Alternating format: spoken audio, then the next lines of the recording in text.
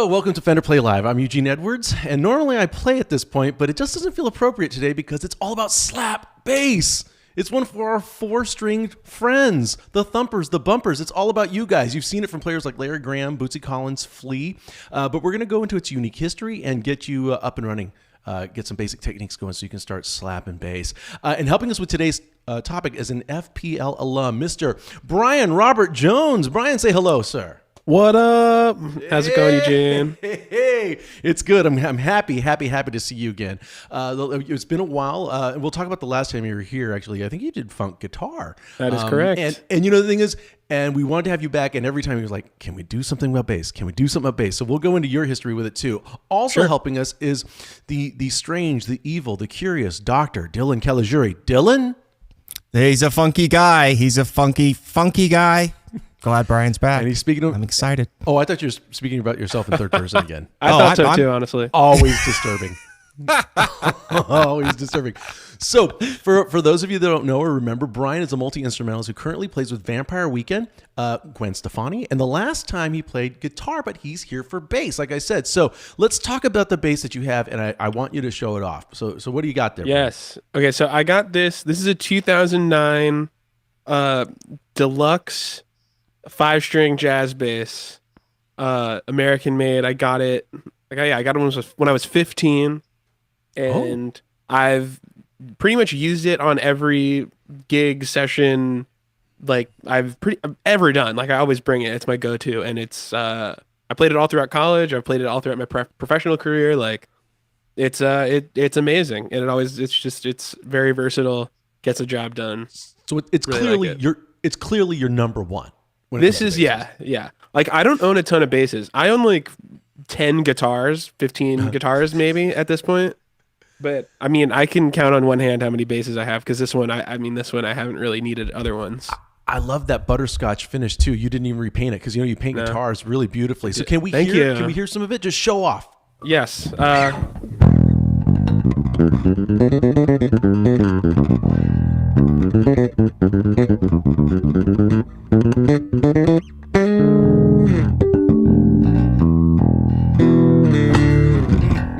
Yeah, it's a cool bass. Man, you're so comfortable. That'll do. Man. It's yeah, this is the only instrument I own that I feel like is like an extension of my personality. Like this is the one. I can see it. No gates, no doors, no filters. Comes right through. Dylan, and I feel like we've seen this one before. What are you playing? And show it off.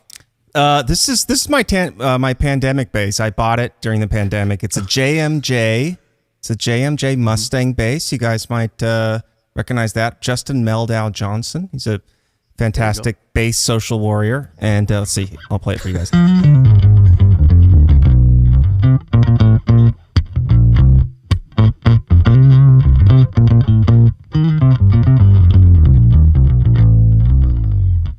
It's just, it'll hurt you. This thing will hurt you. Lovely. I love that bass. That's like one of my. I need to get one. I can't believe I haven't gotten one yet. But I've used that. You can get into trouble fast like on this. Sessions. Fast. Oh my gosh, I love a short scale. I'm a big guy, but I love a short scale bass.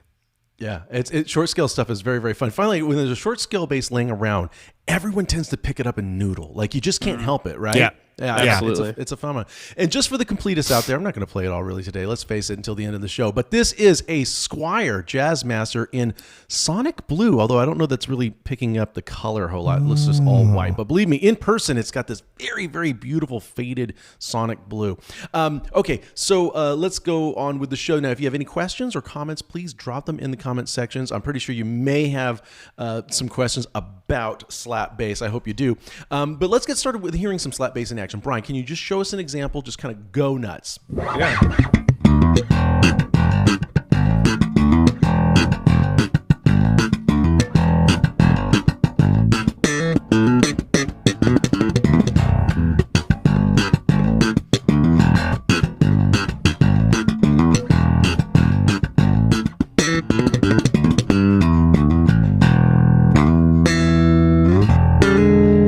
There it is.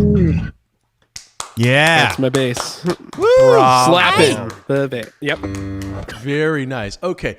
So for the beginners out there, don't worry, because that probably came across as well. It's a lot. It's a lot because it's really, really cool. It is a lot. We're going to break this down, show you how you can get started today. Let's begin with the basics. Brian, what exactly is slap bass? It's just an extent. It's another way to play the bass. It is, when you hit the string with your thumb, hit a low string with your thumb, and you pluck a high string with your ring finger or other finger, and it's just very aggressive and sounds funky and kind of twangy, and it's just a really fun way to play. I'm glad you mentioned twangy. I'm gonna circle back to that now. And Dylan, what do you, in your words, the technique of slap bass? What can you tell us about it? Yeah. So I guess another way to look at it, like if you were completely foreign to this, right? There's the concept of attack when you hit something. So it's like I'm attacking my bass, right? So I can attack it with my finger. And it has sort of this like rounded attack. Imagine like, I'm going to, a million cuts to death, right? Or if I'm slapping you, this is going to have a really sharp, like a plucked attack.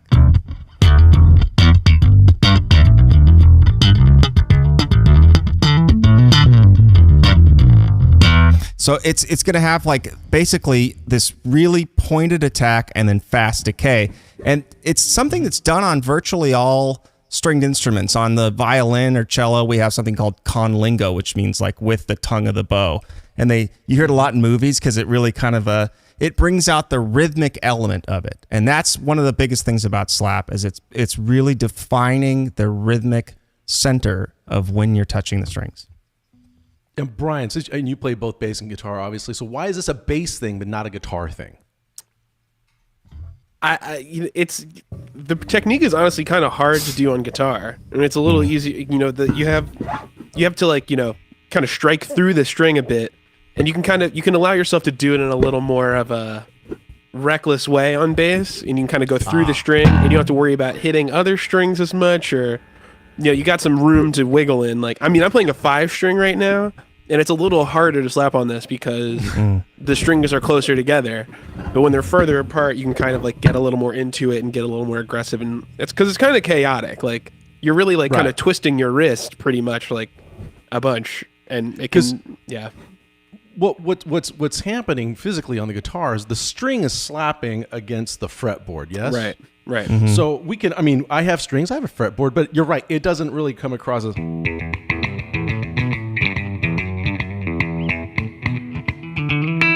Although, as a country guitar player, I feel as though I do a lot of popping, right? Oh, yeah. I'm taking my finger and I'm snapping it like a rubber band. Oh, yeah. It's just that thumb thing doesn't really quite translate. So there is, when you mentioned twang, I thought about that. I was thinking, well, actually, it's kind of related. But it started, let's talk about the history of it, though. Brian, what can you tell us about where did this come from? So the big, you could probably say the original place is people playing upright bass, kind of like trying to overpower a band is like pretty tough, and they would kind of play it in almost like a percussive way. They wouldn't use it as tonal stuff when they played slap bass. They would do, when they would be playing a country song, like instead of like back and forth, that kind of thing, or they would do like. And that was kind of like the original kind of version that you could kind of say. And sometimes they would have to kind of like slap the strings a little harder because, if you're trying to overpower a big band or whatever. So they would kind of do like they would kind of like go a little harder. So, and that was a kind of big thing in country music and stuff too. They did a lot of stuff like that. But then Larry Graham is the one who kind of popularized like the version that we know today. And he played with, I don't know, he's a solo artist in his own right. Graham Central Station was like his band. Right. And if you've seen any videos of a guy with like an all white bass and there's a microphone sticking out of it that he also uses to sing out of, and he's wireless, that's Larry Graham. And usually in an all white suit. And it was Sly Stone was really where he made his name. Yes. The story we always, of course, he grew up in the Bay Area, and as a teenager he was in a little trio. And he played a bass, and then his mom played keyboards, and there was a drummer. The drummer quit. So now that he had to like compensate for no drummer, and he started like digging in a little more on his right hand as a bass player to replace the snap of a snare. That's how the story goes. someone said, hey, someone told Sly, who was a DJ at the time in the Bay Area, and said, you got to check out this kid on bass. And he's one of the first people he recruited into the family Stone. And then the rest is history, as they say. Yes. So now anybody out there watching, in the comments, if you want to mention a song or riff that you love that features slap bass, please do. We'll see if we can get a shout out for you, and maybe my two buddies here can maybe play a riff if they know it. So let's get down to how to do this. The pieces of this technique was what I'm curious about. So can you guys show us some tips on how to get started? Like, what's the first thing we want to get going, and talk about the placement of the thumb and all those aspects, please. I think the most fun way to start is just by trying to figure out how to start with your thumb, kind of the slap part of the slap and the pop. Start with the slap just on the E string by itself. And kind of the sweet spot I like is there's kind of like a ghost fret at the end of your bass. And that's kind of what, like right here. Yeah, you can kind of see it. There you go. And you kind of want to put your thumb kind of resting against that last fret and on that piece of wood right there. That's where I like to keep it. I think that's where a lot of people do it. And you kind of but for the E string, you kind of want to land on the string below it. So when it's almost like a pluck like that, like with your thumb, but you kind of want to strike through it. Like, and you kind of twist your wrist. It's kind of a twisting motion of your wrist. By the way, for those watching, for the guitar players in particular, he said his E string. That is his E string. He's got a 5-string bass. So, just for those, right, Dylan? Of course. You got it. Okay, yeah, you got it though. A bit of a magic trick going there. Okay, so thank you. So that's cool. And then where on the string should you be snapping when we talk about that snapping when we're coming from underneath? Yeah, you can when you kind of sit down to play, your arm typically kind of just like goes over the guitar like that in a natural place, and you can kind of feel your thumb go there, and wherever your pointer finger kind of lands, you can kind of feel it. It kind of lands naturally on the D string right there, and you can kind of tuck the fat of your finger underneath. I don't know which is the best way to demonstrate this. Yeah, okay, sort of like that, perfect. And you can kind of just pull up like that. So you want to kind of that's the slap, and then you coming on the way up. Grab hook your finger right there on that and slap the top. Woo! Wow. And yeah, that's them together. One of the most iconic things of all time is that octave, right? Yeah, we'll get to that. No, we're right. But that slap and pop. But first you get that thumb going, then get the finger from underneath, go snapping it like a rubber band. You get that slap and pop. Now we have mentions of this on the site, right, Dylan? Yeah, there's quite a bit on the site on this. In fact, there's an entire collection. It's the slap bass collection. If you're on the funk path, you're introduced to slap bass, I believe, at level 2. Just like if you're on the rock path, you're introduced to picking on level 2 on bass. And gotcha. It kind of walks you through the whole primer of what you would need to be able to do this step by step.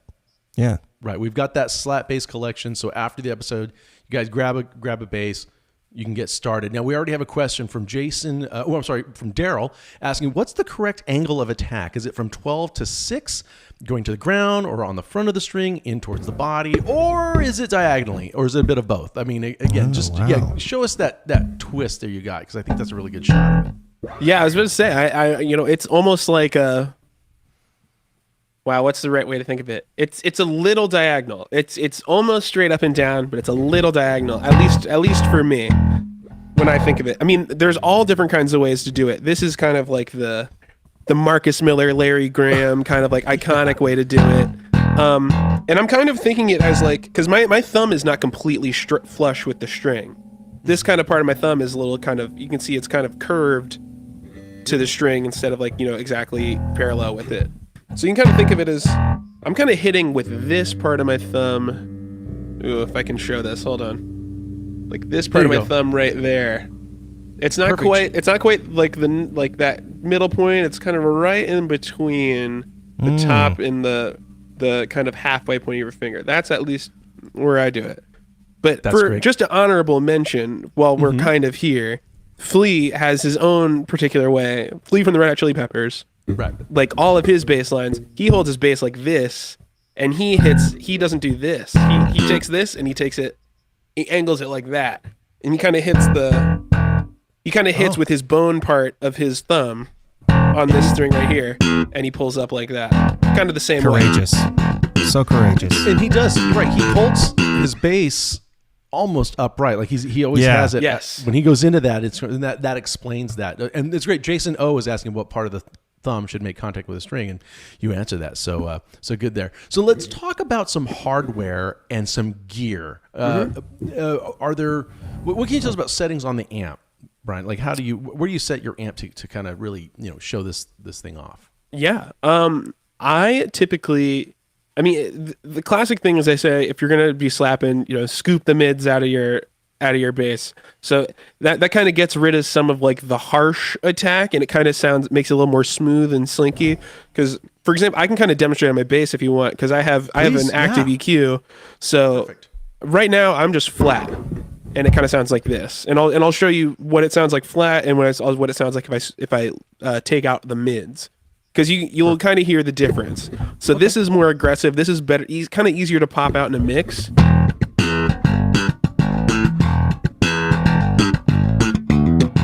So that's kind of that. And then I'll do the same thing. I'll just take out all my mids. You can kind of hear what the difference is.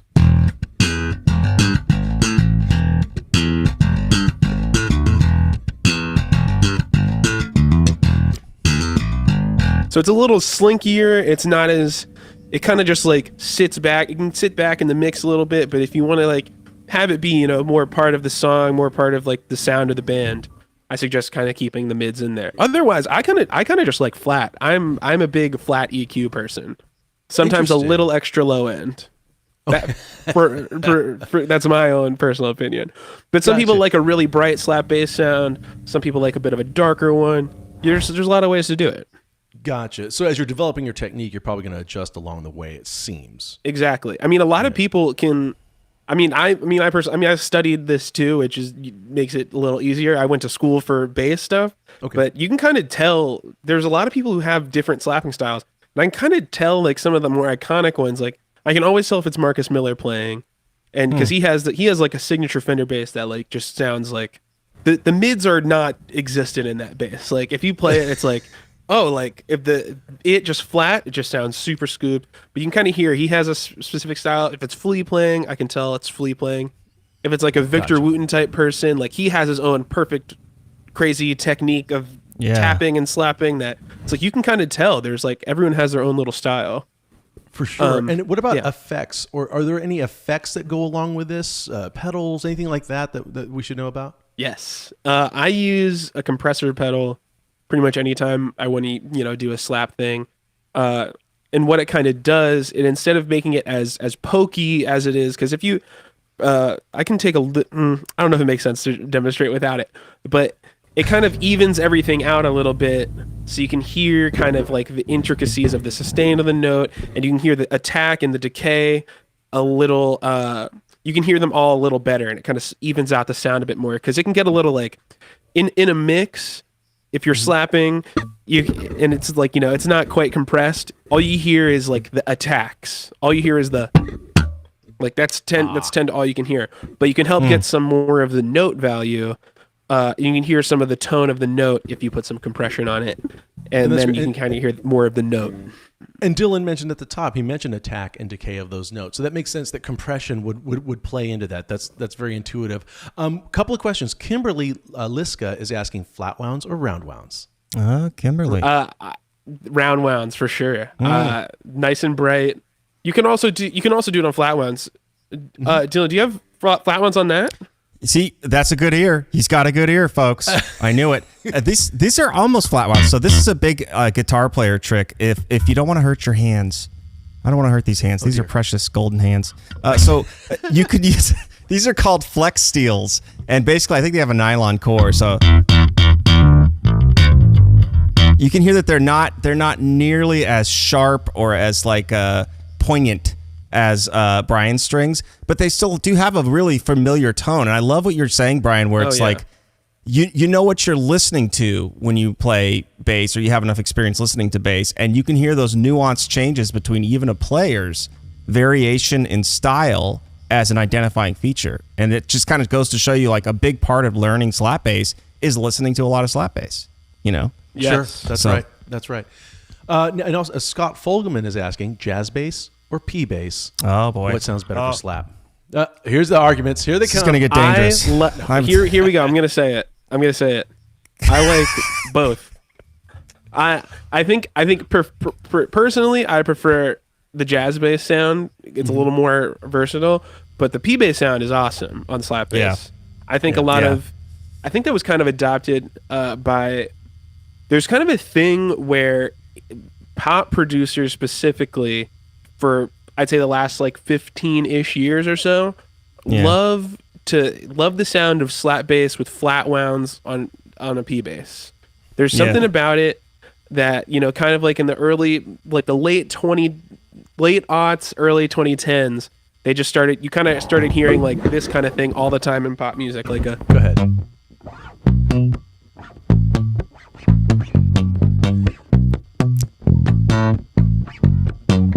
And that's me trying to sound like a P bass. That's just this pickup. But were you doing some palm muting there in the right? Yeah. Very like it's cool. kind of so. Yeah, you can kind of. Oh, and this is I could go. I'm gonna say one thing real fast. Go ahead, do it. So okay, so people were doing. So that was the thing people were doing, and then it kind of went from major slap bass. They kind of toned it down, and found a sound. So they were like doing like a. And then they were like, we want it to be a little more low key, so they did. Which is essentially slapping, but another thing. Mm-hmm. And now every producer is mostly a guitar player that has a bass. So they all use a pick, which is fine. I think that's great. I think it's great. Mm-hmm. But they use a pick and they'll palm mute and kind of do a slap bass part with the pick. So it's like a.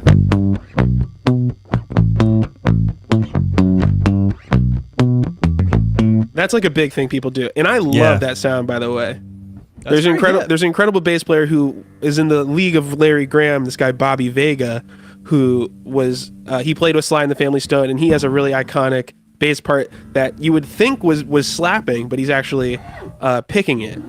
Wow. And it kind of sounds like. But if you like listen to it, he's actually doing. Yeah. So there's all kinds of ways to play it. So many. Sorry, that was a bit of a tangent, but no. It's all about. Hey, we can't have enough tangents for the bass players. We don't always get it. We're gonna get into some more advanced techniques, but first, some riffs from the audience. I'm just gonna call it out, and Dylan, if Brian or Dylan, if either one of you knows it, play it. Tons of Higher Ground by Red Hot Chili Peppers, because Flea's imitating Stevie Wonder's clavinet. Yeah. So he's a bass player impersonating a keyboard sound from the original record. Who's gonna take it? I can do it. I know it. Go for it. Go for it. And I'll do it Flea style.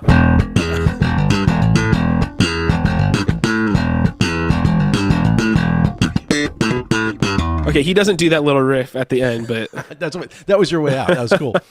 Tommy the Cat by Primus. Oh. No, not even. Okay. I used to know that, and I don't. I was a huge Primus head. I don't remember that one. It makes sense that you would be. Yeah. No. That's it's totally okay. Also, we have Real Funk by Marcus Miller. Man, I don't know that one. No. Dang. New York by Grandmaster Flash off the Sugar Hill record label. Anybody? How about You Can Call Me Al? And I can't remember the name of the player. It's obviously the Paul Simon record. I know that one. Go for it. Do it. It's the.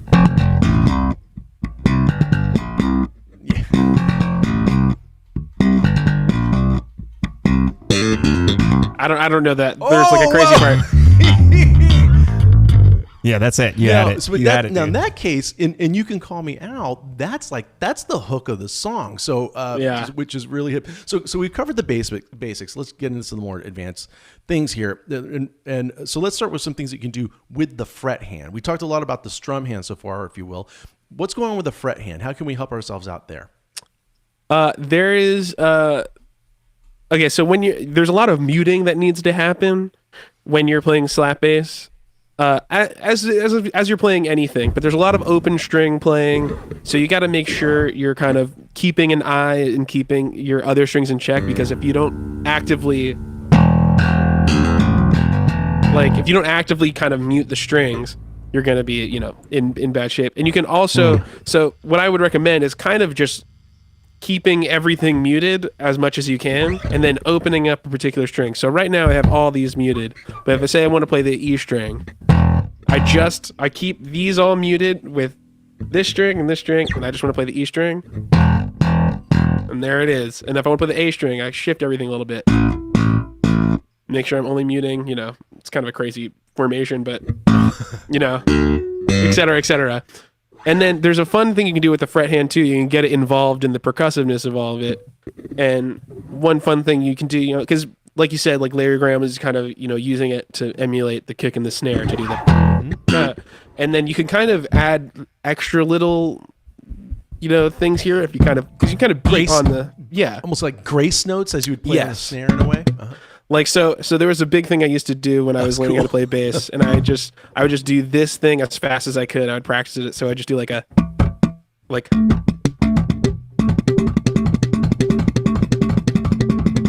so that slowed down. Sorry. That is. So that's a big little like cool thing you can do. Wait, I'm trying to think. So if you're playing a bass line like it just like it's a way to make it like sound like you're doing a lot more than you actually are. Instead of doing like I don't know, I can't even not do it. So instead of doing, you can do. There's a way to This is fun. This is fun to mess around with. It is totally cool. Now, I love what you said. I want to circle back because this is really, really important, I think, is that think of it as starting with everything muted with the fret hand and then open up to the string you want instead of trying to figure out what to mute. Just assume it's all muted. Exactly. And work that way. That's a really valuable tip. I think that saves a lot of people a lot of time and headache.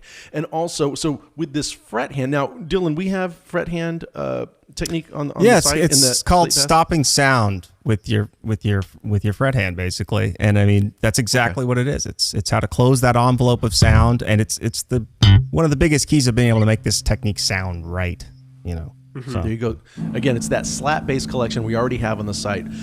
Also, let's talk about octaves. I feel as though we really I know that we have some songs on the site like Disco Inferno by Tramps, where again, kind of the hook is this bass line. So what can you tell us about octaves? How do we find them? How do we use them?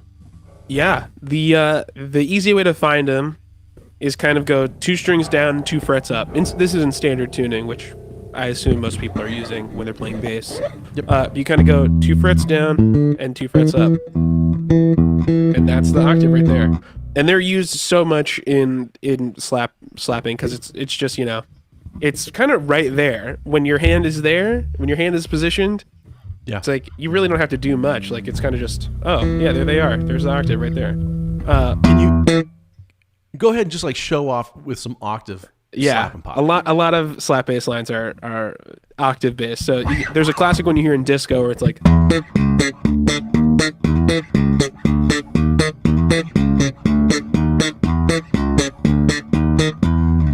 but there's a really fun. It's also used in a lot of disco music where people would kind of use octaves as ways to spice up walking lines. So they would do. So say they were doing something like. Say they were doing something like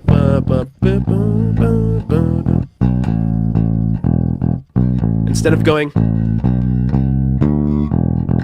they would do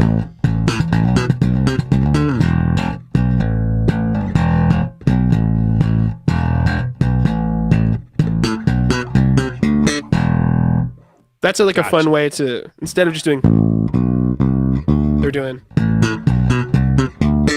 just a fun way to make it exciting. Yeah. It does. It funds it up, so to speak. We have a question from Scott Viner asking, which pickups are better, single coils or humbuckers? He has humbuckers on his bass.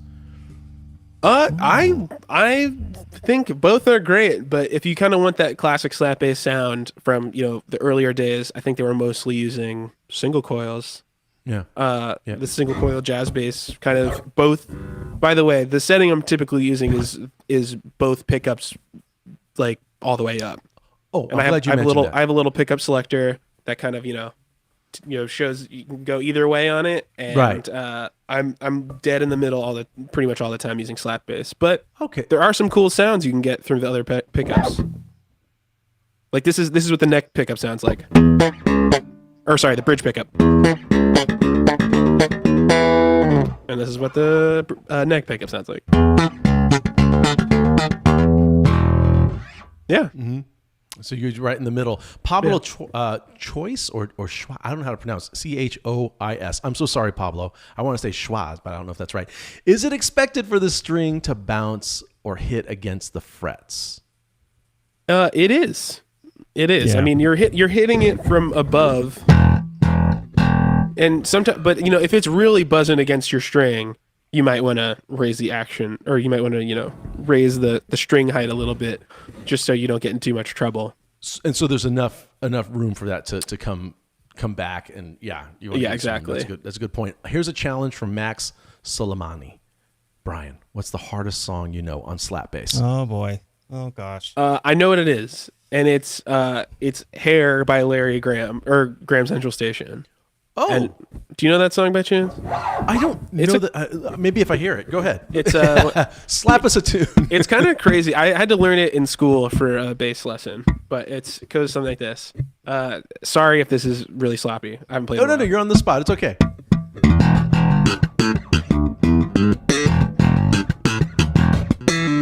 Ah.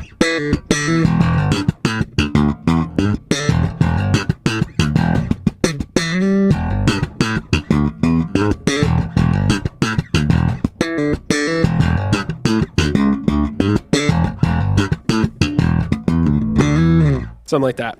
Yeah, Yeah, man, that's cool. There you go, Max. I like it. Challenge accepted.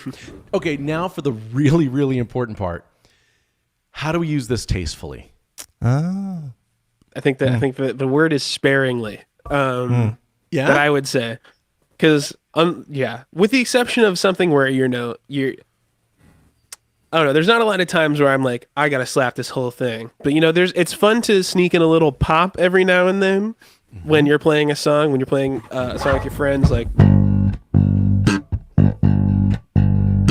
that's. But I don't know. The rule I said. What's that? What's saying? Well, that was almost one too many. Yeah, I know. No, but but that was.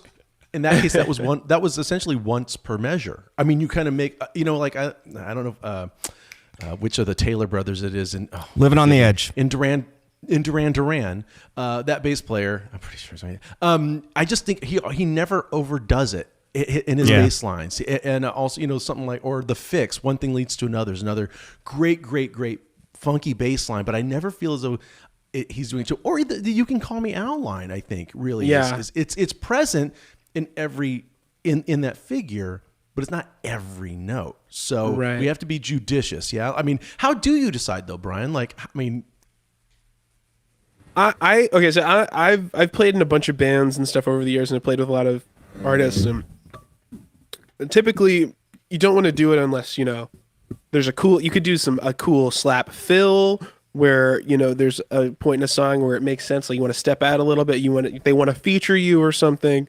Like that's always good to do, but I think typically if you're trying to serve the vast majority of songs, it's better to stay, a little more reserved, because the thing about slap bass, it's a brighter sound than kind of your traditional bass playing. So it's gonna speak loud. It's gonna cut through the mix a little more than something would. So the thing you brought up about "You Can Call Me Al" is actually a really good point, because they kind of get you in the headspace of this is what the bass sound is like ahead of time. Right. And you're able to kind of just get used to it, and it's not super flashy or anything. It's just playing a line, and it's not, doing a fill every 2 seconds. There's that one really cool fill, obviously, but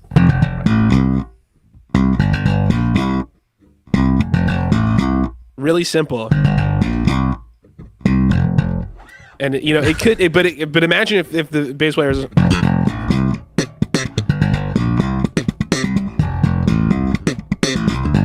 Like that might be fun to play, but I don't know if anyone really. I don't think that would make the song better. No, and the song has very dense lyrics, right? So it would obscure that. Go ahead, Dylan. I'm sorry. Well, I was going to say, it's there's so much that has to do with symmetry in music, right? So it's like if somebody does something different every single time, what can often happen is like we're not parts players anymore. So when you first learn how to slap, you pretty much slap every song you know. So I mean, if it's Sweet Home Alabama, I mean, you're slapping all of them. Everything's getting slapped. But later on, after you've left several bands and had a lot of falling outs, you eventually start to curtail some of your slapping, and then, you just use it sort of on weekends and, situations like that. But there are certain styles of music that are, it's what you had to play. Like funk music, there's so much of that. And I think Flea found a really cool way to use it in punk music. And, and he's such like a voice that, that really means a lot. They wouldn't be the Chili Peppers without Flea's slapping, and that is so there's always a way to make it work, but I think there's always a way to make it work, I would say, but that's all I need to say. Yeah, and now Daryl, who's watching on YouTube, this is great. He was talking about when you played "Hair" by Graham Central Station, the hardest slap song He says, "Yeah, that was dead sloppy," and then cries into my root notes. And one last question before we get to the homework. Pablo Music 71 is asking, is there a risk to breaking a string if you pull too hard? I think yes, but I haven't broken a string slapping in a while. I think there is a point that you get to. This is actually a great question, where you realize you don't have to pull that hard to get that sound. You don't really have to rip the string. Like, you kind of find a way to, because for example, like if you pull it way too hard, the attack is really sharp and the decay is really short. So it kind of like it's kind of a little too aggressive. But if you have a little more finesse to it, it kind of like instead of like it's, I don't know. It kind of sounds a little better. You get a little bit more of the note if you slap it a little softer. And a lot of times when bass strings break, they acquiesce. They just finally die. They die over here by the bridge. And it could be during anything. It could be slapping, whatever else. But they just sort of like give up.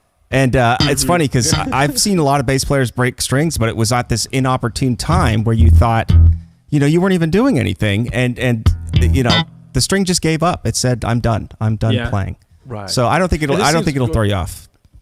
Going back to Brian's answer, honestly, it seems like scooping those mids out and using some compression probably will help you not have to pull on it so hard. So that could help calm down that risk. And now, again, before we get to homework, can you just show off again, Brian? Just go crazy. Yes. Oh my gosh. Do it one last time. All right, I'm gonna try. Okay. Oh.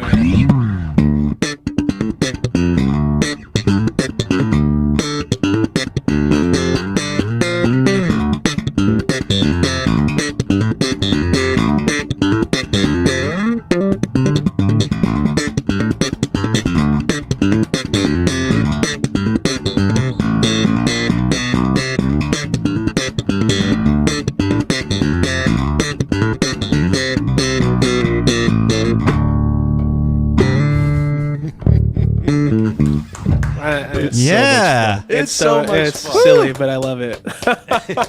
It's silly, but we love it. That's a perfect way to go out. All right. Now we're going to get to some homework. Dylan, you have the task of assigning homework, buddy. Go ahead. Okay. Well, gosh, Brian, that was fantastic. That'll do. You know what? So if you're a beginner, this has all been like, intimidating possibly, but also inspiring, hopefully, right? Because this is actually, I think Brian can attest to this. This is something you could do. You can learn how to do this. It wouldn't take you as long as you might think. So check out Fender Play and start by just slapping the open E string. So Brian was talking earlier about covering the string to stop sound. And just basically working on getting the basic slap sound to come out.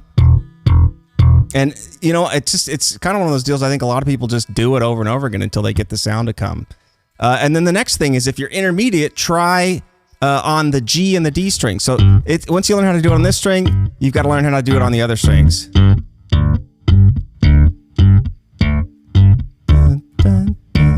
Got a lot of songs coming to mind from that. And if you're advanced, we want you to learn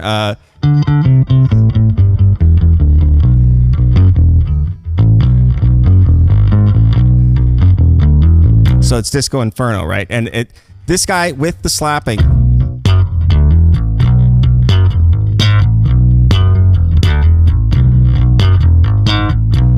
So this is actually a little bit of a tricky song because, as Brian was pointing out earlier, it's the rhythmic and the accenting that really presents a lot of challenge to this. So good luck on the advanced one. All right, good luck, and make sure you post it in hashtag homework when you do. Dylan, time to give some stuff away. How you feel about that? You ready? Okay, yes. So, listen, we give away a piece of gear to a lucky Fender Play subscriber every week simply for being a Fender Play subscriber and using Fender Play for a minimum of 21 minutes or 3 7-minute streaks. So, if they're lucky enough, they get picked. They're automatically entered to win again just for using it, but they get to pick from guitars, bass amps, basses themselves, like P basses, J basses, all kinds of different stuff. Sure. Do you guys want to hear who won this week? And I see a special announcement from our audience member. Oh, can we get a drum roll style thing from our slap bass specialist though? As a that's a slap bass drum roll. That is phenomenal. Here we go. John E, everybody, John E. Fantastic.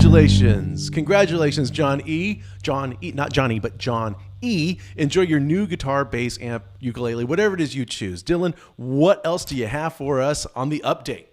Yeah, and a previous week's winner, I think Joanne says, when I won the weekly giveaway, I chose to get a jazz bass. So glad I did. I love it. So, the J bass score won, and she's watching right now tonight. So that's fantastic.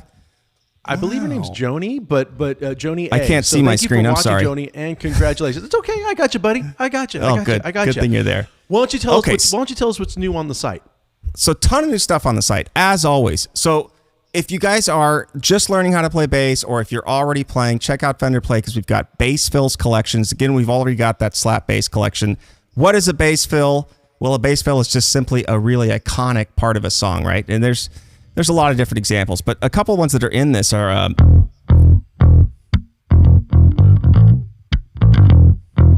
everybody knows that song, right? Yeah, that's the riff. You know, it's that's a the riff. That is that is the ultimate bass riff. That is the perfect bass riff. Another one, "Bites the Dust" by Queen.